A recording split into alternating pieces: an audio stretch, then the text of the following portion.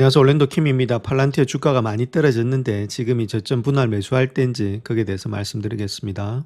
자, 다음 요 차트를 통해서 우리가 봐야 될 것이 있는데 요건 일단 소프트웨어를 나타낸 차트입니다. 여기 보시게 되면 위에 거 있죠. 팔란티어다. 하얀 선은 팔란티어다 이렇게 보시면 되겠고, 그다음 연두색이 그다음 스노브레이크다 이렇게 보시면 되겠다. 다 일단은 소프트웨어 관련된 주식이죠. 그다음 크라우드 스트라이크 이건 보안이고, 그다음 밑에 있는 것이 마소다 이렇게 말씀드릴 수 있는데, 요 날짜가 12월 3일자 있죠. 12월 3일자부터 시작해서 12월 23일자.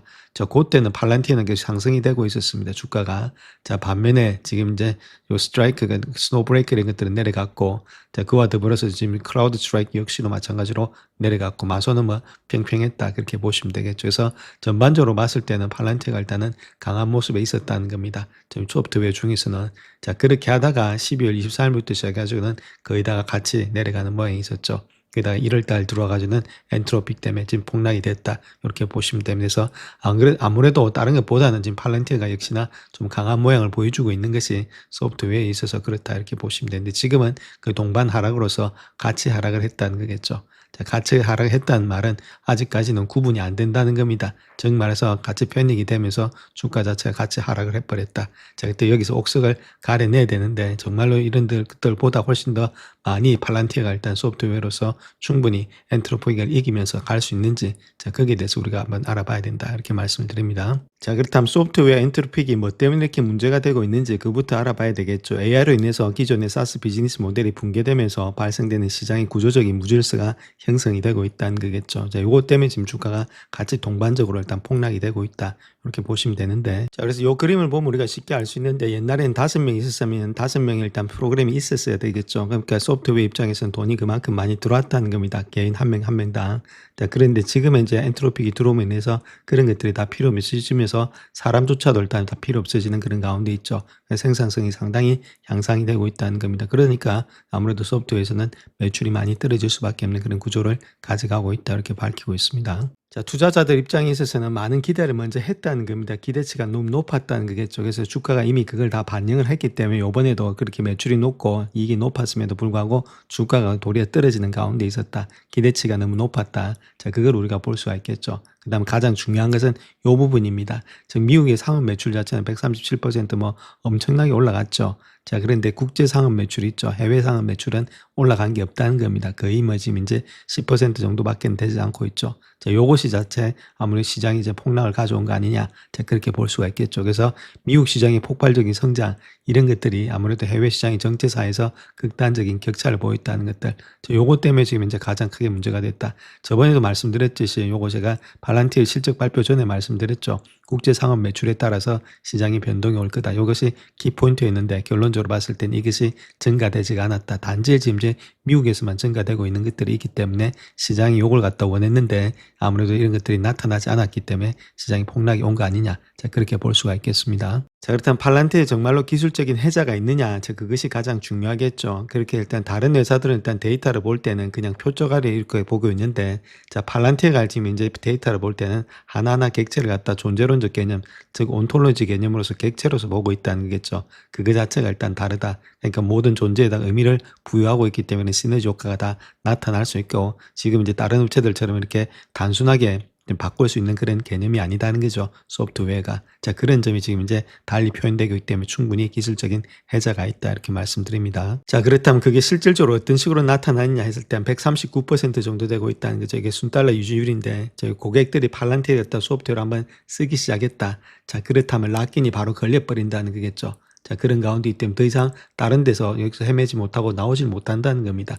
한 번 일단 락인이 걸려버리면은. 그렇기 때문에 한 번 더 계속해서 쓴 사람들은 돈을 더 쓰면서 팔란티어 소프트웨어를 계속 쓰고 있는 그런 입장이 있는 것이 이런 데 있다는 거겠죠. 만약에 이런 것들이 없다면은 요번에 엔트로픽이 나왔다면은 바로 달려가서 다른 걸로 바꿔 타겠죠. 자, 그 정도는 아니라는 겁니다. 그만큼의 기술적인 해자가 있는 것이 여기서 일단 실질적으로 지금 숫자로서 나타나고 있다. 이렇게 말씀을 드립니다. 자, 그렇다면 선수들의 입장 한번 보겠습니다. 지금 이제 2월 3일부터 시작해서 2월 6일까지 어떤 식으로 일단 지금 이제 목표가를 줬는지 그걸 한번 보셔야 되겠죠. 그래서 목표가 자체가 가장 적은 사람이 70불, 요한 사람만 제프리에서 70불이고, 자, 나머지는 거의 200불 아니면 180불 되고 있다는 거죠. 모건 스탠리가 지금 이제 205불, 그 다음 미조가 205불에서 195불, 그 다음 골드만삭스가 182불, CD가 260불, 그 다음 DA 데이비슨이 180불, 노드트렌드가 190불, HSBC가 205불, 그다음 웹푸시 230불, UBS 180불, 그다음에 255불, 200불 이렇게 되고 있죠. 뱅크 오브 아메리카가 255불. 가장 많이 준 데는 260불까지도 지금 이제 주고 있다 이렇게 보시면 되겠습니다. 그래서 바이가 좀 많고 그다음 바이나 홀드나 이렇게 되고 있죠. 자, 그런 가운데이기 때문에 적어도 180불에서 지금 이제 200불 사이가 되고 있다. 자, 그렇게 우리가 보시면 되겠습니다. 자, 그렇다면 어떤 식으로 해서 그런 목표가를 줬는지부터 봐야 되겠죠. 웹푸시 같은 경우에 있어서는 팔란테 주식에 대해서 아웃퍼폼 등급을 하면서 230달러 목표 주가를 유지하고 있는데 아무래도 AI 혁명을 실제 활용 사례로 단계로 이끌고 있다. 그래서 자사의 AIP 그런 제품의 경쟁력이 타의 추정을 불허한다. 그렇게 이야기를 하고 있죠. 그래서 데이나미스는 팔란테가 4분기에도 모든 지표에서 또 한 번 놀라운 어닝 스프라이즈를 기록했기 때문에 2010년도 전망도 스트리트 예상치를 뛰어넘었다. 자, 그렇기 때문에 AIP가 계속해서 가속화되고 있고 미국의 상업 부분의 핵심 성장 동력으로 남아있다. 그렇게 이야기를 하고 있죠. 그래서 2010년도에도 우리가 보유해야 될 대표 기술주 중에 하나다. 이번 분기의 강력한 실적, 2010년도 전망 자체가 팔란티어의 연방의 렌즈 상업 부분의 포트폴리오 전반에서 전례 없는 모멘텀을 이어갈 기회가 될 것이다. 자, 그렇게 이야기를 했죠. 자, 그런 가운데 있기 충분히 상승 가능하다. 그 이야기를 하고 있습니다. 자, 다음 CDS는 팔란티에 대한 두적인을 매수 고위험으로서 위주하면서 목표가를 235달러에서 260달러까지 상향 조정한다. 4분기 역시 탑라인, 바드라인 모두 어닝 스프라이즈를 기록했다. 그래서 미정부라든지 상업 부분에서 성장세가 가속화되고 있고 여러 가지 부킹의 그런 수주들 지표가 세 자리 숫자의 성장률을 시사하고 있다. 그렇게 말을 하고 있죠. 그렇기 때문에 충분히 상승 가능하다. 자, 그렇게 이야기를 하고 있고 모건 스탠리 역시도 지금 이퀄 웨이트를 주면서 105달러의 목표 주가를 유지한다. 2010년도 매출의 성장률 목표치를 61% 이상으로 제시되어 있는 만큼 소프트웨어 역사상의 가장 빠른 성장률, 최고의 마진으로 100억 달러의 매출 달성이 유력하다. 자, 이렇게 명백한 AI의 수혜주입니다. 그렇게 이야기를 하고 있죠. 수혜주다.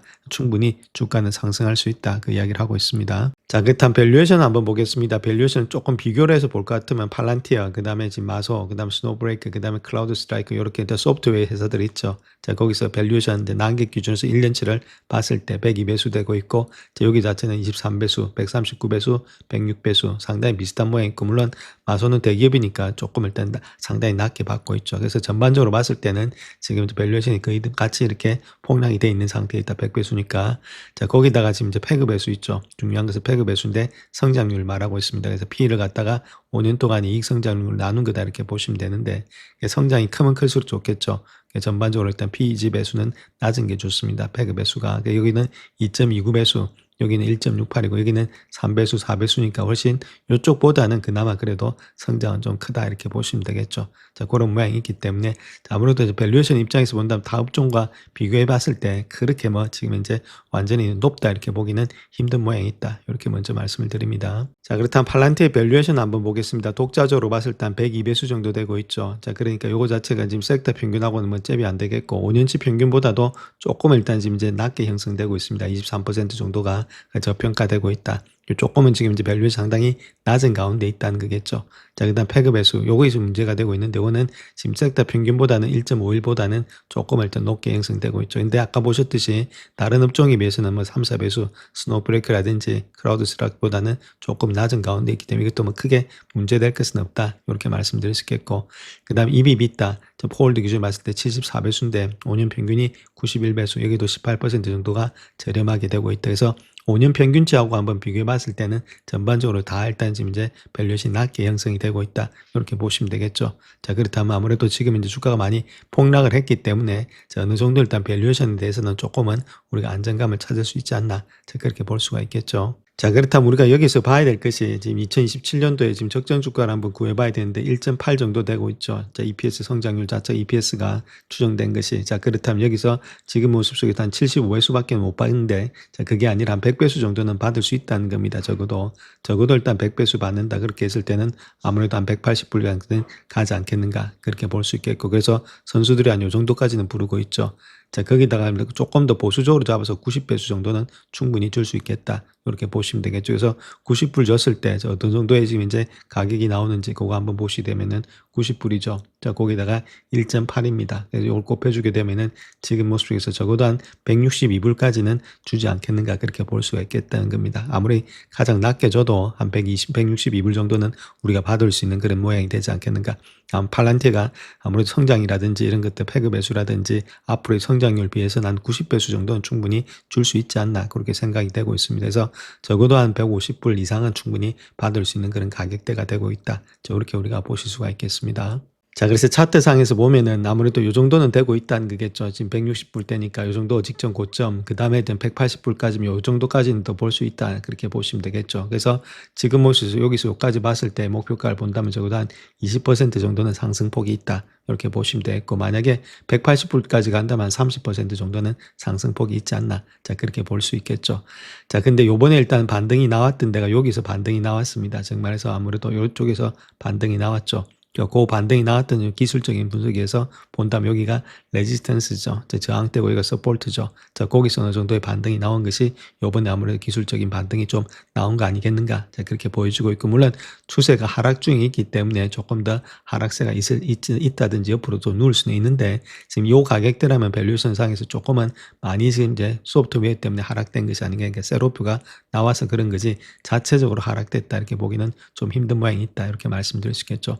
자, 그럼에도 불구하고 뭐 이평이라든지 이런 것들을 봤을 때 있죠. 그래서 주가 자체가 좀 무너진 건 확실합니다. 이렇게 올라가다가 주가 추세가 좀 무너지면서 이렇게 쌍봉으로 꺾여 있는 상태 있죠. 자, 그런 가운데 있기 때문에 주가가 저점까지 이렇게 깨버리는 상태에 있기 때문에 바로 올라가려면 조금은 시간은 걸리지 않겠는가. 자, 그렇게 보여주고 있습니다. 그래서 좀 길게 보시면서 담아간다는 전략 하에서 본다면 조금 이 정도 가격대는 우리가 충분히 담아갈 만한 그런 가격대는 되지 않겠는가. 그렇게 보여주고 있죠. 그런 가운데 있고, 그다음 이평선을 본다 하더라도 전반적으로 봤을 때는 주가 자체가 그렇게 바로 올라가기는 힘든 모양인데 이평선 깨버렸으니까 밑에 있으니까 올라갈 때마다 저항에 부딪히겠죠. 그래서 기간과 시간 조정은 조금은 걸리지 않겠는가. 자, 그렇게 보여주고 있습니다. 그래서 지금 모습에서 본다면 좀 저평가되어 있는 것은 맞는데 그렇다고 해서 바로 급반등이 일어나서 V자 반등이 일어난다. 자, 그렇게 보진 않고 있고 어느 정도 또 기간과 시간 조정이 있고 다음에 있을 실적 발표 때까지는 그런 모양이 나타나지 않겠는가. 그래서 천천히 담아가는 거는 문제가 없는데 자, 그렇다고 해서 급하게 더 많은 돈을 갖다가 넣으면 안 된다. 한 종목에 보통 보면 10% 이상을 넣으면 안 됩니다. 한 종목에. 그래서 한 종목에 뭐 여기서 100% 여기서 쇼부를 보겠다. 그러니까 항상 일단 깨지는 거죠. 그러니까 내가 조금 올라가면 털어버리고 조금 내려가면 다 털어버리고 왔다 갔다 잠 못 자고 그렇게 하죠. 그렇게 하지 마시고 한 종목에 보통 보면 10% 이상이 들어가게 되면 사람 마음이 그렇게 쉽게 따라가기가 힘듭니다. 그래서 올라갈 때마다 잠 못 잔다. 그렇게 잠을 좀 못 잔다는 것은 포트폴리오의 구성이 잘못되어 있다. 이렇게 보시면 됩니다. 그래서 웬만하면은 종목을 좀 다양하셔서 10종목 정도 10종목을 하시고 초기 하신 분들은 5종목으로 줄이셔서 금액을 좀 낮추시고 자, 그런 식으로 하셔야만이 우리가 승리할 수가 있다. 이렇게 말씀드릴 수 있겠죠. 욕심을 부리면은 과하면은 반드시 터지게 되어 있습니다. 그렇기 때문에 조금은 기다려 주시고 이런 것도 반등이 되지 않겠나. 자, 그렇게 보여주고 있습니다. 대신에 조금은 기간과 시간 조정은 걸릴 것으로 보여진다. 이렇게 말씀을 드립니다. 영상을 끝까지 시청해 주셔서 감사합니다. 영상이 도움이 되셨다면 구독과 좋아요 부탁드립니다. 감사합니다.